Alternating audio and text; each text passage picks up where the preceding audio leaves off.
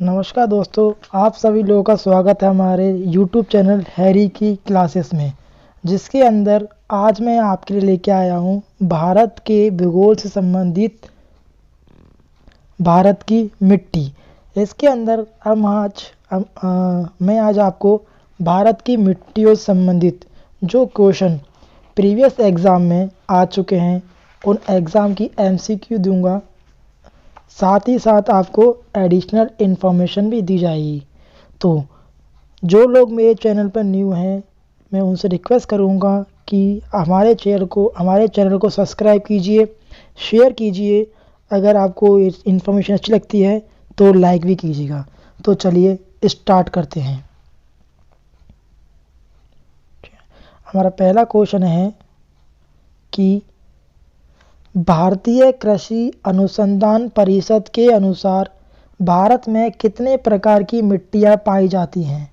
ये क्वेश्चन आया था आपका SSC 2003 और MPPSC 2005 के अंतर्गत, जिसमें पूछा गया है कि भारतीय कृषि अनुसंधान के अनुसार भारत में मिट्टियों को कितनी प्रकार की बांटा गया है। तो बताना चाहूँगा इसका आंसर रहेगा आपका जो ऑप्शन ए है वो डी है, ए है, 4 है, बी ऑप्शन में 5, C 6 और D 8। तो इसका सही आंसर है D 8, यानी कि भारत में जो मिट्टियाँ हैं उन्हें 8 रूपों में बांटा गया है। ठीक है, चलिए बात करते हैं हम क्वेश्चन नंबर 2 की। क्वेश्चन नंबर 2 में आता है कि मिट्टियों के अध्ययन को विज्ञान क्या कहता है, या मिट्टी के अध्ययन के विज्ञान को क्या कहा जाता है। ऑप्शन ए है मृदा विज्ञान यानी पेडोलॉजी, ऑप्शन बी है माइकोलॉजी, ऑप्शन सी है पोमोलॉजी और ऑप्शन डी है एंटमोलॉजी। तो इसका जो आंसर रहेगा वो रहेगा मृदा विज्ञान, या जिसको कहते हैं इंग्लिश में पेडोलॉजी। ठीक है, पेडोलॉजी रहेगा, मिट्टी के अध्ययन के विज्ञान को पेडोलॉजी कहा जाता है। ठीक है, बात करते हैं हमारे क्वेश्चन नंबर 3 की।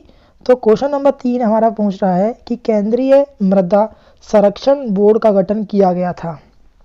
क्वेश्चन नंबर 3 हमारा कि जो केंद्रीय मृदा संरक्षण बोर्ड वो उसका गठन कब किया गया था। तो इसका ऑप्शन ए है सन 1952 में, ऑप्शन बी है सन 1953 में, ऑप्शन सी है सन 1975 में और ऑप्शन डी है सन 1972 में।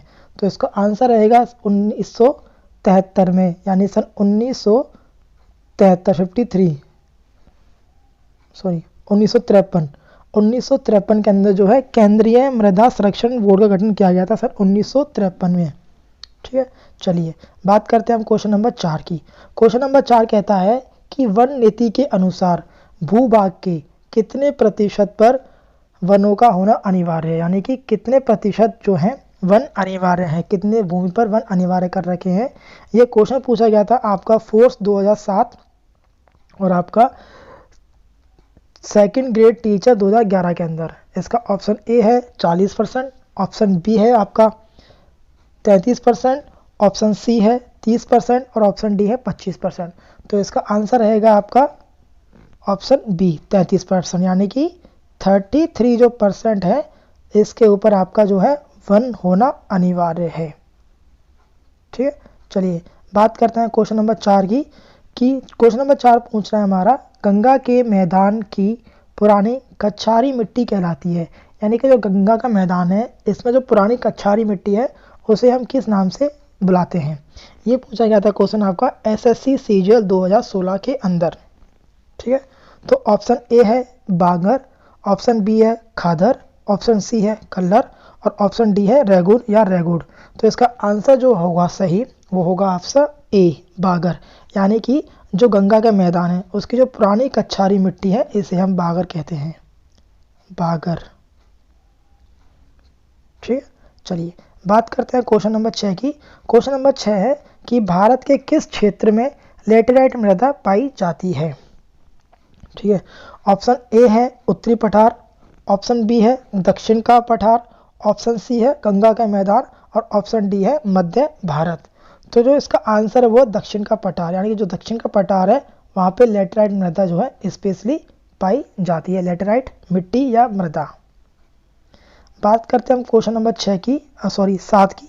कि क्वेश्चन नंबर 7 है मृदा निर्माण में अपक्षय और ह्यूमरस निर्माण की दर को प्रभावित करता है? ये क्वेश्चन पूछा गया था आपका एसएससी सीजीएल 2017 के अंदर। ऑप्शन ए है वनस्पति जात और प्राणी जात, ऑप्शन बी है समय, ऑप्शन सी है जनक चट्टाने और ऑप्शन डी है जलवायु। तो इसका जो आंसर है आपका रहेगा जलवायु, कि जो मृदा के अपक्षय और ह्यूमरस निर्माण की दर को जलवायु प्रभावित करती है। अब बात की है हमने अपक्षय, तो ये अपक्षय क्या है आपका?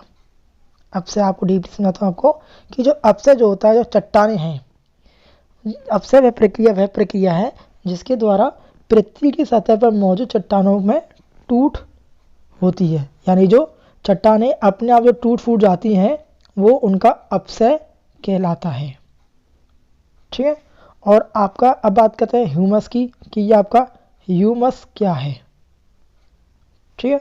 जो ह्यूमस होता है यह भूरे रंग का पदार्थ होता है, और जो पदार्थ है वो जो किसी कोई और पदार्थ होता है उसके सड़ने या गलने पर बनता है, उसे ह्यूमस कहते हैं। और जो ह्यूमस होता है ये एक अच्छी खाद के रूप में काम में आता है।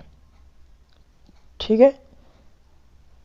जैसे कि अगर मान लीजिए पेड़ पत्ते या पत्तियां ये जो हैं दब जाती हैं किसी चीज़ के अंदर, मिट्टी या किसी चीज़ के अंदर, और सड़ के जो चीज़ बनती है वो ह्यूमस होती है। ठीक है। तो मृदा निर्माण में अपक्षय और ह्यूमस निर्माण की दर को जलवायु प्रभावित करती है। ये क्वेश्चन पूछा गया था आपका एसएससी सीजीएल 2017 के अंदर। बात करते हैं क्वेश्चन नंबर 8 की, कि मृदा का लवणीकरण किस कारण होता है। ये क्वेश्चन पूछा गया था आपका एसएससी सीजीएल 2016 के अंदर। ऑप्शन ए है कीटनाशक, ऑप्शन भूमि कटाव, ऑप्शन सी है अधिक सिंचाई और ऑप्शन डी है फसल आवर्तन। यानी मृदा का लवणीकरण किसे कारण होता है। अब बात हुई है लवणीकरण की, तो पहले बात करते हैं हम कि लवणीकरण होता क्या है। लवणीकरण होता क्या है आपका, तो बताना चाहूँगा जो लवणीकरण है वो ये है मृदा में लवण यानी मात्रा की नमक की मात्रा, जो नमक है यानी जो नमक होता है उसकी जो मात्रा होती है मृदा में वो आपका लवणीकरण कहलाती है। ठीक है। ये होता है नॉर्मली होता है कि जो मृदा में नमक भरने की प्रक्रिया को, या फिर एक लिमिट होती है मृदा के अंदर नमक की, अगर वो लिमिट बढ़ती है तो वो लवणीकरण कहलाती है, यानी मृदा का लवणीय होना मृदा का लवणीकरण कहलाता है। जो मृदा में जो होता है जो आपका नमक, ठीक है, जो आपका नमक है वो मृदा व जल में प्राकृतिक रूप से होता है। तो जैसे जैसे हम अधिक सिंचाई करते हैं तो मृदा का लवणीकरण होता जाता है। तो इसका आंसर रहेगा सी अधिक सिंचाई, यानी हम जितनी अधिक सिंचाई करेंगे उतनी अधिक जो मृदा है वो सॉल्टिनाइजेशन या लवणीकरण होगा इसका। ठीक है। तो आप समझ चुके हैं लवणीकरण क्या है। जो लवणीकरण है वो यह है कि जो मृदा है, मृदा में नमक की मात्रा बढ़ना, वो आपका लवणीकरण कहलाता है। ठीक है। चलिए बात करते हैं क्वेश्चन नंबर 9 की, कि जो मृदा की लवणता है वो कैसे मापी जाती है या किसके थ्रू मापी जाती है। तो ये क्वेश्चन आया था आपका एसएससी सीजीएल 2012 के अंदर। इसका ऑप्शन ए है चालकता मापी से, ऑप्शन बी है आर्द्रता मापी से, ऑप्शन सी है साइक्रोमीटर से, या ऑप्शन डी है वृद्धि मापी से। तो इसका आंसर है चालकता मापी से, यानी जो मृदा की लवणता है वो चालकता मापी से मापी जाती है। ठीक है। चलिए बात करते हैं क्वेश्चन नंबर 10 की, कि तेजाबी मिट्टी को कृषि योग्य बनाने हेतु इनमें से या निम्नलिखित में से किसका उपयोग किया जाता है। ये पूछा गया था क्वेश्चन MPPSC प्री सन 2005 के अंदर, कि जो तेजाबी मिट्टी होती है उसको अगर कृषि योग्य बनाना हो तो उसके अंदर क्या मिला जाए कि वो कृषि योग्य हो सकती है। तो ऑप्शन ए है जिप्सम, ऑप्शन बी है लाइम, ऑप्शन सी है कैल्शियम सुपर फास्फेट और ऑप्शन डी है वेजिटेबल कंपोस्ट को। तो इसका जो सही आंसर है वो आएगा आपका बी लाइम, यानी कि लाइम मिला के हम जो तेजाबी मिट्टी को कृषि योग्य बना सकते हैं। अब बात की है तेजाबी मिट्टी की बात की, तेजाबी मिट्टी क्या है आपकी। ठीक है। जो मृदा का पीएच है, मृदा की जो पीएच है इसका अभिक्रिया का सूचक है। यदि मृदा का जो पीएच है वो 7+ यानी 7 से अधिक होता है तो ऐसी मृदा जो होती है वो क्षारीय होती है। और अगर किसी का ओनली फॉर पीएच जो है 7 है तो वो ऐसी जो है वो उदासीन क्रिया वाली होगी। अगर किसी मृदा का पीएच जो है वो 7 से कम है तो ऐसी जो होती है वो अम्लीय होती है, और तेजाब जो है अम्लीय होता है। ठीक है। अच्छा, बात की हमने लाइम की कि लाइम क्या होता है। देखिए, लाइम होता है जिसे हम नॉर्मल लैंग्वेज के अंदर चूना पत्थर या चूना कहते हैं, और वैज्ञानिक या साइंटिफिक लैंग्वेज के अंदर उसे हम कहते हैं कैल्शियम ऑक्साइड या कैल्शियम हाइड्रो ऑक्साइड। ठीक है, ये चूना पत्थर होता है, इसे हम कहते हैं कैल्शियम ऑक्साइड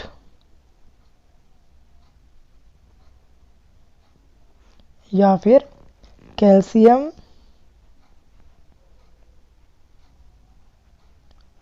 हाइड्रो ऑक्साइड इसे कहते हैं। ठीक है, यानी चूना या चूना पत्थर जिसे हम लाइम कहते हैं, तो इसका आंसर रहेगा लाइम। ठीक है, चलिए बात करते हैं क्वेश्चन नंबर 11 की। क्वेश्चन के नंबर 11 कहता है कि एल्यूमिनियम तथा आयरन ऑक्साइड की अत्यधिक मात्रा वाली मृदा को क्या कहते हैं। यानी ये क्वेश्चन पूछा गया था आपका एसएससी सीजीएल 2017 के अंदर कि ऐसी मृदा जिसके अंदर एल्यूमिनियम तथा आयरन ऑक्साइड की मात्रा अत्यधिक हो तो ऐसी मृदा को क्या कहेंगे। तो ऑप्शन ए है चारागाह मृदा, ऑप्शन बी है पेड़ लफर मृदा, ऑप्शन सी है चर्नोजेम मृदा और ऑप्शन डी है पॉडजल मृदा। तो इसका जो आंसर है वो आपका रहेगा ऑप्शन नंबर बी, पेड़ लेफर मृदा। ठीक है, पेड़ लेफर मृदा कहते हैं जिसके अंदर एल्यूमिनियम तथा आयरन ऑक्साइड की मात्रा अत्यधिक होती है।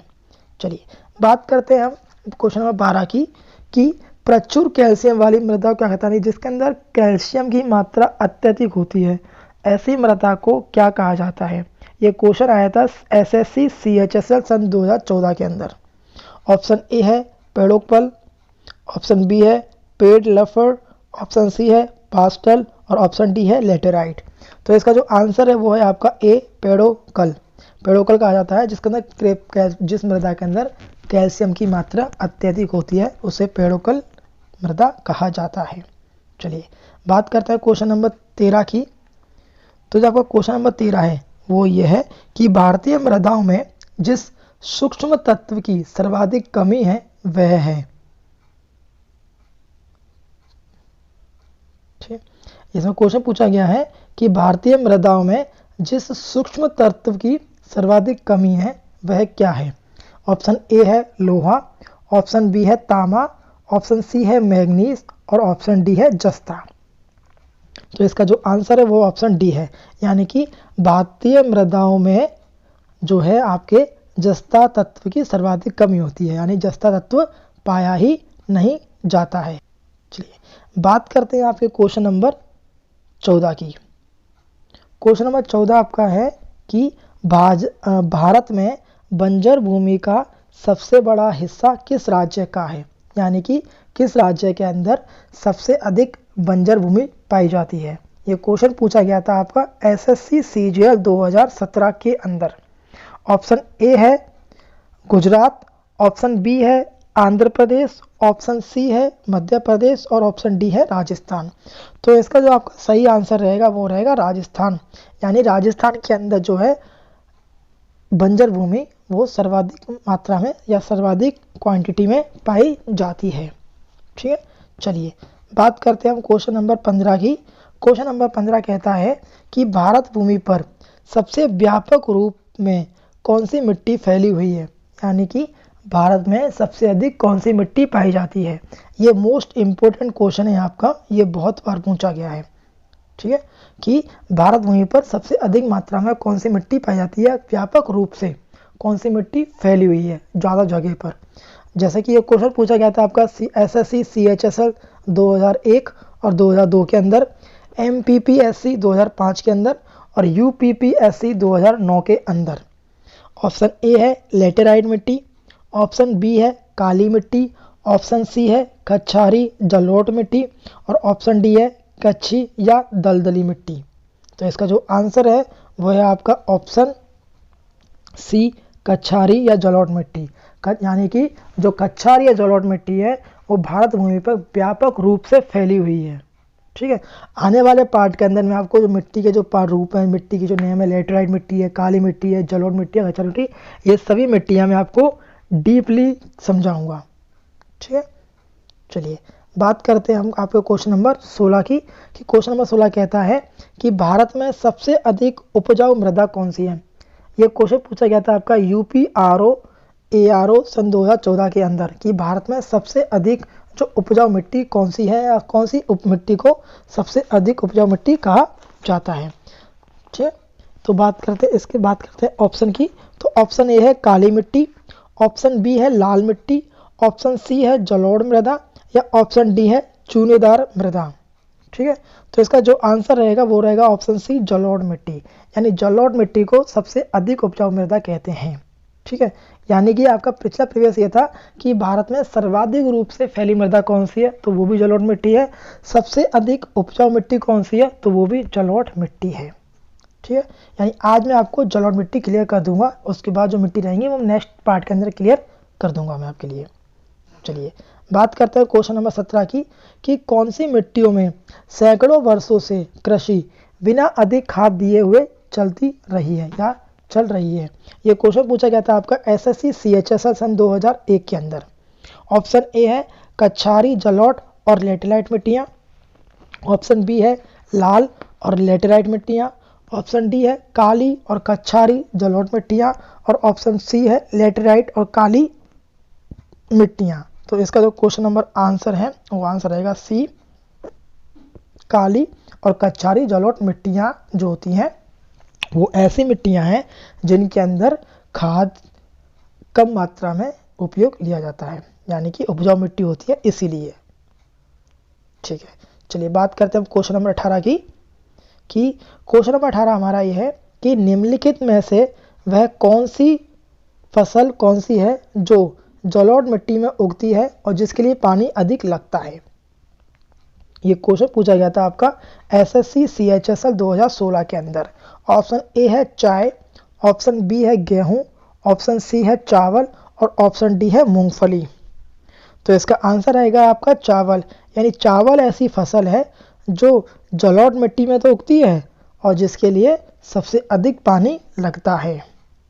ठीक है, चलिए बात करते हैं क्वेश्चन नंबर 19 की। क्वेश्चन नंबर 19 है कि धान की खेती के लिए सर्वाधिक आदर्श मृदा कौन सी है। यानी कि अगर कोई धान की खेती करना चाहता है तो वो उसके लिए सही मृदा कौन सी या सही मिट्टी कौन सी होगी। ये क्वेश्चन पूछा गया था आपका SSC CHSL 2013 के अंदर। ऑप्शन ए है लेटेराइट मिट्टी, ऑप्शन बी है लाल मृदा, ऑप्शन सी है जलोढ़ मृदा या ऑप्शन डी है काली मृदा। तो इसका जो आंसर रहेगा वो रहेगा आंसर सी यानी जलोढ़ मृदा। जो ऑप्शन सी है जलोढ़ मृदा, ये धान की खेती के लिए सबसे सर्वाधिक आदर्श मृदा होती है। ठीक है, चलिए बात करते हैं हम क्वेश्चन। अब मैं एक बार बात कर लेता हूँ आपकी जलोढ़ मिट्टी के लिए। तो मैं आपको जलोढ़ जो मिट्टी है वो मैं क्लियर कर देता हूँ। नेक्स्ट पार्ट के अंदर मैं जो शेष 3 मिट्टियाँ रहेंगी वो मैं क्लियर कर दूंगा। तो बात की थी हमने जलोढ़ मृदा की। तो जलोढ़ जो मृदा होती है ये नदियों द्वारा लाई गई मृदा होती है। यानी जो जलोढ़ मृदा होती है वो नदियों द्वारा लाई गई मृदा होती है। यानी आप कहते हैं कि नदियाँ बहती है तो साथ में बहुत सारी चीज़ें मट्टियाँ पत्थर आदि लेके आती है। तो जो नदियाँ लेके आती हैं वो जलोढ़ मिट्टी कहलाती है। ठीक है, अब इस मिट्टी में क्या होता है, इस मिट्टी में जो है पोटाश की बहुलता होती है। क्या होता है इसके अंदर, इसके अंदर पोटाश की बहुलता होती है, लेकिन नाइट्रोजन फॉस्फोरस एवं ह्यूमरस की कमी होती है। ठीक है, यानी कि जो जलोढ़ मिट्टी होती है उसके अंदर पोटाश तो अत्यधिक मात्रा में पाया जाता है, लेकिन नाइट्रोजन, ठीक है, फॉस्फोरस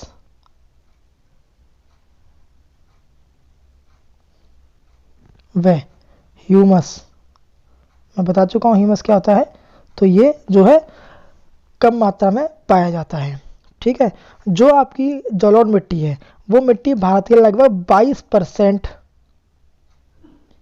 क्षेत्रफल में पाई जाती है। ठीक है, जलोढ़ मिट्टी जो होती है 22% क्षेत्र में पाई जाती है। और जो जलोढ़ मिट्टी होती है इसे दो पार्ट में यानी बागर और खादर, जलोढ़ मिट्टी को जो है दो पार्ट में बांटा गया है, बागर मिट्टी और खादर मिट्टी। ठीक है, अब बात करते हैं ये कि बागर क्या है। तो पुरानी जलोढ़ मिट्टी को बागर कहते हैं, यानी पुरानी जो जलोढ़ मिट्टी होती है, जो आपकी पुरानी जलोढ़ मिट्टी होती है इसे हम कहते हैं बागर। ठीक है, यानी क्वेश्चन आता है कि बागर क्या है, तो बागर होती है पुरानी जलोढ़ मिट्टी को बागर कहते हैं। ठीक है, उसके बाद पूछते हैं खादर क्या है। तो नई जलोढ़ मिट्टी को, यानी खादर कैसे कहेंगे, तो खादर कहते हैं नई जलोढ़ मिट्टी को खादर कहा जाता है। ठीक है, तो बागर और खादर क्या है, जलोढ़ मिट्टी के पार्ट ही हैं कि अगर वो नई मिट्टी है तो वो बागर है, अगर वो पुरानी मिट्टी है तो वो खादर कहलाती है। अच्छा, अब बात करते हैं कि जलोढ़ मिट्टी किस किस फसलों के लिए अच्छी होती है। तो जो जलोढ़ मिट्टी है वो उर्वरकता की दृष्टि से काफ़ी अच्छी मानती है, यानी उर्वरकता की दृष्टि से सबसे अच्छी मिट्टी क्या होती है, वो जलोढ़ मिट्टी ही होती है। जलोढ़ मिट्टी के अंदर जो होती है धान, गेहूँ, मक्का, तिलहन, दलहन, आलू आदि फसलें जो है उगाई जाती है। यानी कि अगर मैं कहूँ कि जलोढ़ मिट्टी के अंदर कौन कौन सी फसलें उगाई जाती हैं, तो इसमें पहले नंबर की है धान, दूसरा नंबर है आपका गेहूं, यानी गेहूं उगाने के लिए जलोढ़ मिट्टी काम में आती है। उसके अलावा जो है आपका मक्का, अगर मक्का के लिए बात किया तो जलोढ़ मिट्टी सर्वाधिक अच्छी है। उसके बाद है तिलहन, तिलहन के लिए जो है जलोढ़ मिट्टी अच्छी है। उसके बाद है दलहन, यानी दालों के लिए भी जलोढ़ मिट्टी अच्छी है। उसके बाद आलू उगाने के लिए भी आपकी जलोढ़ मिट्टी अच्छी है। तो इस तरह मैं आपको आज जलोढ़ मिट्टी क्लियर कर चुका हूँ। आने वाले पार्ट के अंदर मैं आपको जो 3 मिट्टियाँ बची हुई हैं, जिन्हें हम काली मिट्टी या ब्लैक सॉइल या लाल मिट्टी, रेड सॉइल या लेटराइट मिट्टी भी कहते हैं, तो मैं ये भी इसके अंदर भी आपके नेक्स्ट पार्ट के अंदर कवर करूँगा। ठीक है, चलिए बात करते हैं क्वेश्चन नंबर 20 की। तो क्वेश्चन नंबर 20 कहता है कि भारत का उत्तरी मैदान बना हुआ है, यानी भारत का जो उत्तरी मैदान है वो किस चीज़ का बना हुआ है। ये क्वेश्चन पूछा गया था एसएससी सीजीएल 2017 के अंदर। ऑप्शन ए है कायांतरित मृदा, ऑप्शन बी है अग्रशैल, ऑप्शन सी है जलोढ़ और ऑप्शन डी है पुरानी क्रिस्टलीय मृदा। तो जो इसका आंसर है वो है जलोढ़, यानी जो भारत का उत्तरी मैदान है वो जलोढ़ मृदा से बना हुआ है, यानी कि भारत के उत्तरी मैदान में जलोढ़ मृदा जो पाई जाती है। ठीक है, तो आज के लिए मैं आपकी वीडियो के लिए इतना ही लेके आऊँ। नेक्स्ट वीडियो के अंदर मैं आपकी भारत की मृदा से संबंधित और भी क्वेश्चन कवर करूँगा, तो आप नेक्स्ट वीडियो का वेट कीजिएगा। अगर आपको जो है मेरा वीडियो सही लगता है तो उसे लाइक कीजिए, शेयर कीजिए, सब्सक्राइब कीजिए और आपको बेल आइकन दबाना है, जिससे कि मैं जो भी वीडियो अपलोड करता हूँ जिससे कि आपको उसका सबसे पहले नोटिफिकेशन मिल सके। चलिए मिलते हैं नेक्स्ट वीडियो के अंदर।